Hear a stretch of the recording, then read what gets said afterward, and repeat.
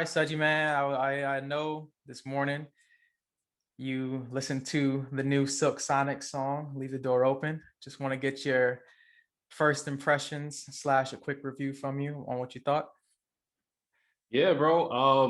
Leave the Door Open. Anderson .Paak and Bruno Mars, two of my favorite artists out right now.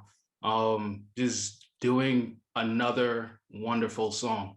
I love these guys. I love their energy. I love their creativity. I love how versatile and talented they are, and they really exemplify that on this song. I really love Pac as well as Bruno Mars and their ability to work with artists and do a whole like exchange back and forth thing. They're really both talented at doing collaborations, whether it's Anderson .Paak with artists like The Game or Kendrick Lamar or even a Corday, YBN Corday Yeah. versus, and then Bruno Mars showing his versatility doing songs with Kodak Black and Gucci Mane, then going to Cardi B and just his whole energy. Like they're so versatile and they exemplify that whole back and forth dynamic on this song perfectly. And it's just good baby making music. I'm gonna keep it a buck. Like it is smooth, it is jazzy, it is everything that I hope that 2021 is gonna be. And I feel like they're that collab and that energy. I want to see more of that this year, personally. Yeah, bro. Like this joint is fire.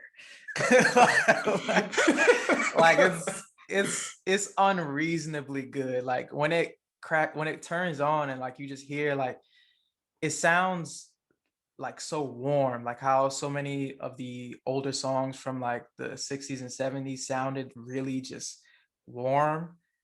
Like it's Yeah. just it's such a warm song, and then it's so well produced. Like they Yeah. went to some kind of special place to produce a song, because there's so many like intricate layers in the production.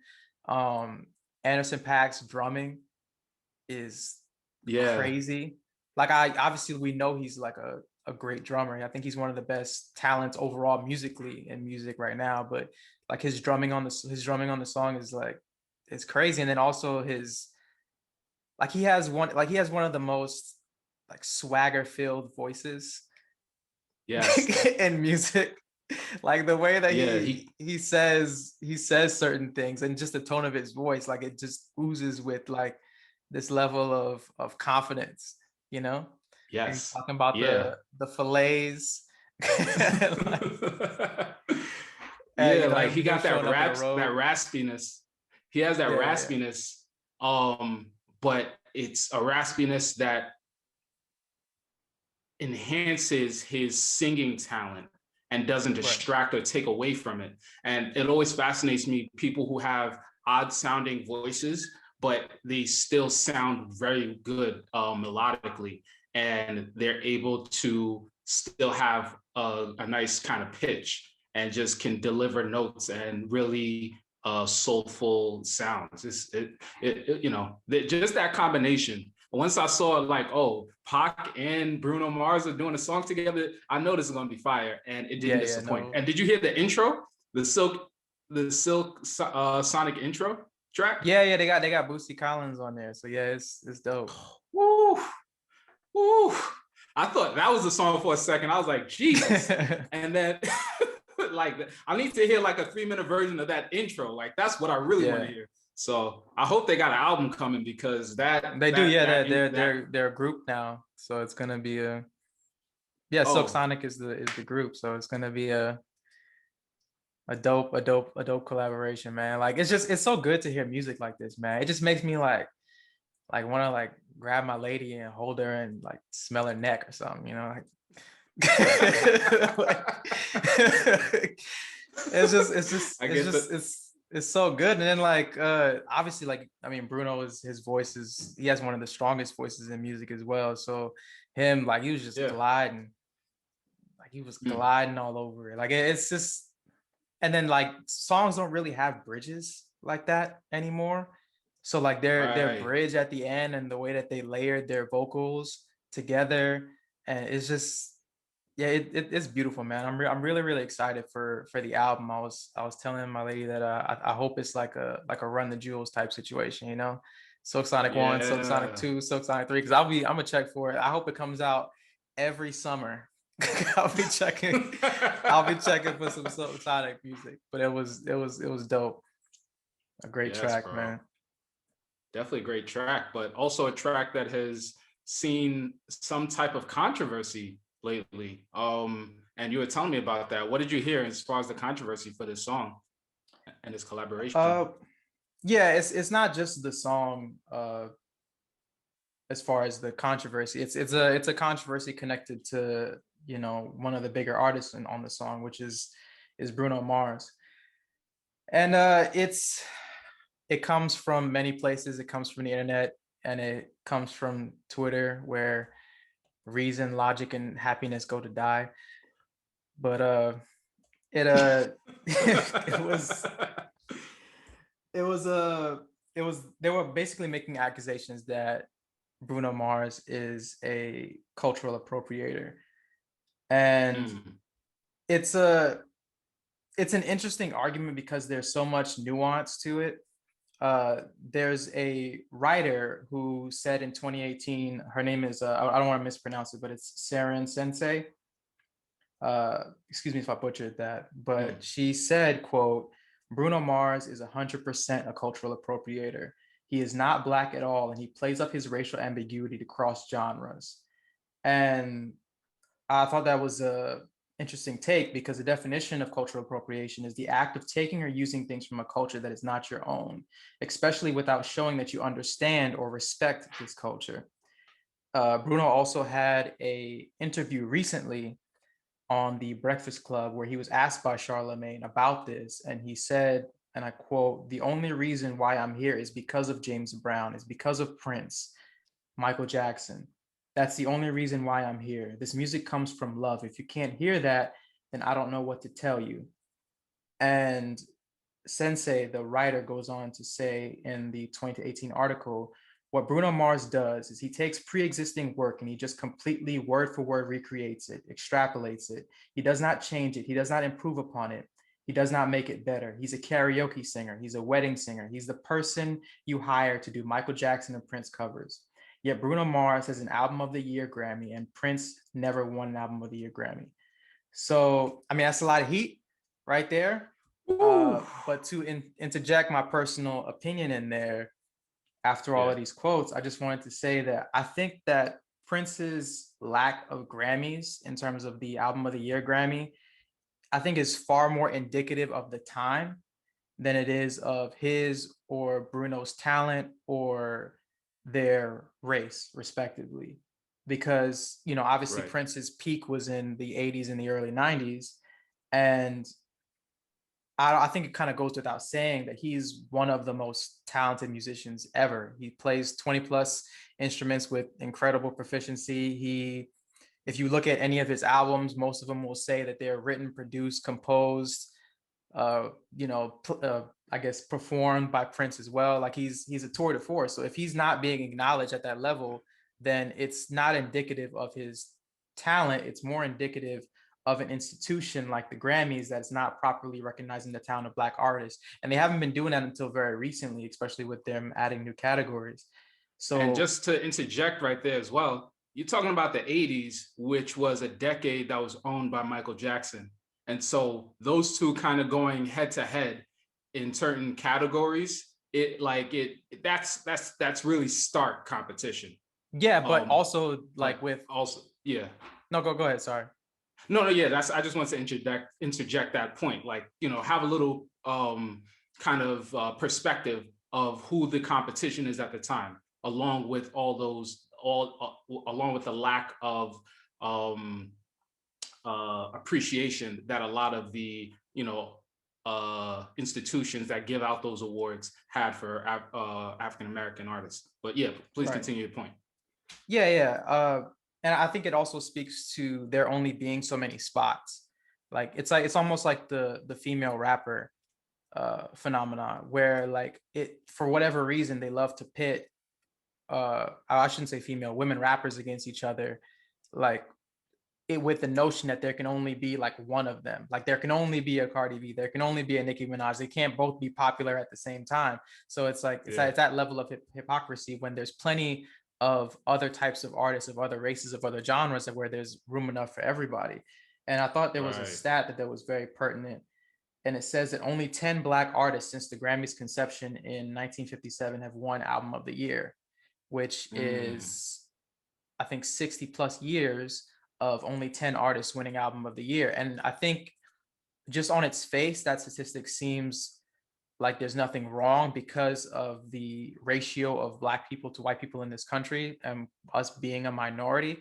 But when you consider the influence of Black music on all other kinds of music, like a rock and roll as an example, is right. it points out the level of injustice when it comes to Black artists being acknowledged. So as far as Bruno, I wanted to say that there's a conversation to be had about white audiences in particular being more accepting of Black culture than Black people. So there is Mm, some legitimacy to Bruno making Black music and being more acknowledged for it than a Black artist likely would. So there is that argument, but in my opinion, that isn't on Bruno Mars, because going back to the definition earlier that we discussed about right. cultural appropriation, he's given credit multiple times where credit is due. He's never been shy about his influences or where his music comes from. So I think that as Right. long as you give credit, yeah, I think I don't think you can call it cultural appropriation. But yeah, go ahead. I want to hear what you think about this. Yeah, and I really like how you laid it out. And so this is what's tricky about the internet, because I decided to do a quick Google search of cultural appropriation, and I found two different definitions, but there's very subtle differences. On Wikipedia, it says cultural appropriation is the adoption of an element of or elements of one culture or identity by members of another culture or identity. This can be controversial when members of a dominant culture appropriate from disadvantaged minority cultures. That's the first definition, right? And on the face, there's nothing that kind of hits you that says, oh, that's wrong. And then I found this other definition on dictionary.com: the unacknowledged or inappropriate adoption of the customs, practices, ideas, etc., of one people or society by members of another and typically more dominant people or society. And I think this definition is more spot on and precise. The unacknowledged or inappropriate adoption, where you're not giving credit, where you're not acknowledging, where you're not really, paying as well the people who allowed you to get to that place. By Bruno Yeah. Mars saying, hey, this isn't me, this is everybody who came before me. I'm taking what they did and I'm making something beautiful for this generation and for people to enjoy. And I'm making something that is true to the sound. And I'm not trying to take away from that at all, or trying to make it seem like, hey, I'm some massive innovator. Bruno Mars knows who he is and where he gets his influences from. And I think he also makes that well known. I listen to an album like 24 Karat Magic, and you hear the New Jack Swing influences, as well as all the other influences from the 90s that he took. And it was very clear. And to me, it's like you said, give the credit where credit is due, and don't misappropriate cultural appropriation to people who are actually doing their best to give the credit where credit is due. And at the end of the day, it also shines a light back on the music that came before them, so people can kind of go back and listen to that music and say, oh, I understand where this influence came from. Oh, I hear that, and rediscover those artists from the past, and they can maybe get their flowers and their roses in the present. Right. I think anytime you're able to do that in reference, it is beneficial for all sides, Right. especially when you give you credit. That's what it's all about. Of course, and I think that's a good argument as well. Speaking to expanding on people's knowledge of the artists that the music comes from, or even current artists, because I do think that working with someone like Anderson .Paak is good for both of them musically, but it's particularly good for Anderson .Paak in terms of like giving him his flowers, because he is, like I said Mm, earlier, he is one of the best musicians in music. So I think that Definitely. working with someone like Bruno Mars only serves to increase his profile because they're making similar kinds of music. Like if you listen to, you know, Silk Sonic, I think that Leave the Door Open could have went on Ventura. It could have went on 24 Karat Magic, you know? So like them Right. combining their respective musical talents, I think is beneficial for everyone. Because like I was watching YouTube reactions to the music video, which is was a great video, but because I just love to watch people react to things that I've already seen for whatever reason. That's my thing. But like Yeah. people almost treated it as though it was a Bruno Mars song. Like there were plenty of reactions that I Mm, watched where the reaction is like 12, 13 minutes long. They're watching the video, stopping and starting, and they don't mention Anderson Paak's name not one time. wow. So it's like, Even though he has the first verse. yeah, and they're almost treating it like he was just mouthing Bruno's lyrics essentially, or they'll be like, "Who's that guy?" And it's like he's the guy that's in the title of the video.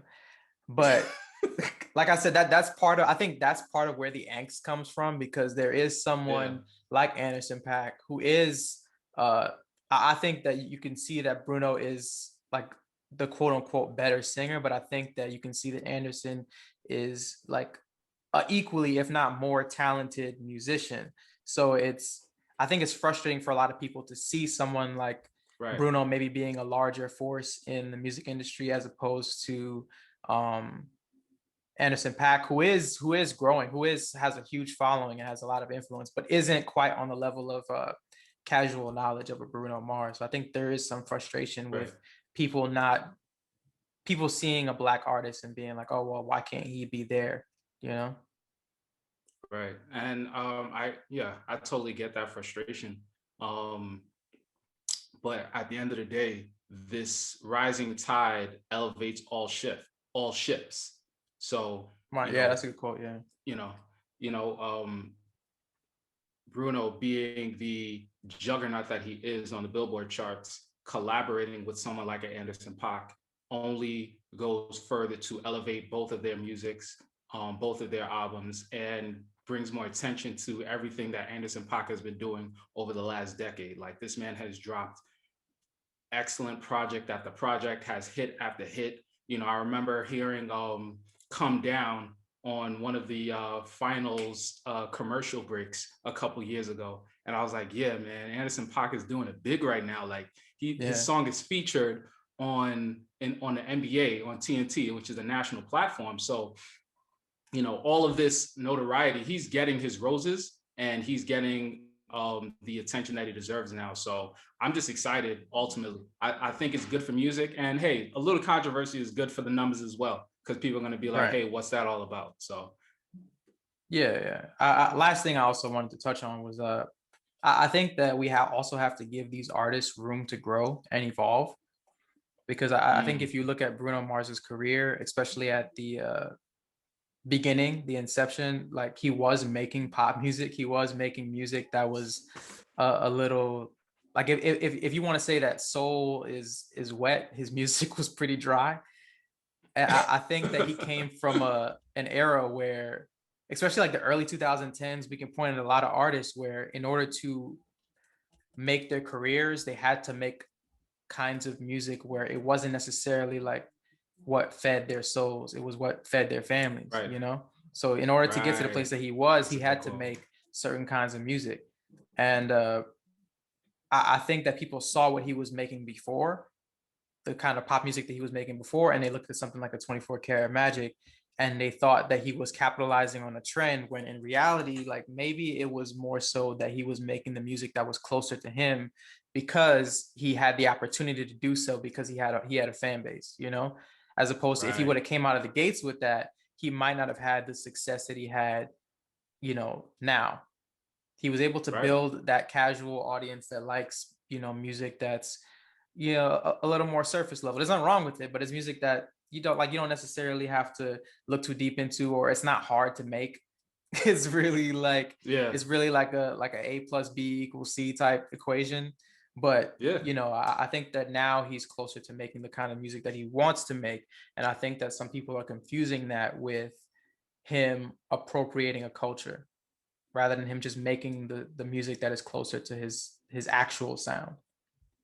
Yeah, and I think that that is a beautiful thing to see the progression of an artist through the years, to see them go from doing some generic, um, wash, rinse, repeat pop stuff to doing something more that is closer to their heart, like you said, and closer to what they actually want to do. Anytime an artist is truly able to express themselves as they feel, I love it. I love to see it because you feel you connect with it more as an audience.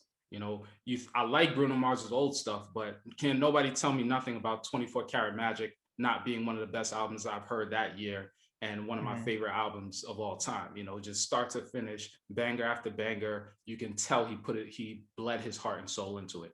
So yeah, I'm just excited to see what they both do, and the career trajectory that they have going forward. Because I Yeah. think they're gonna continue to grow and be huge.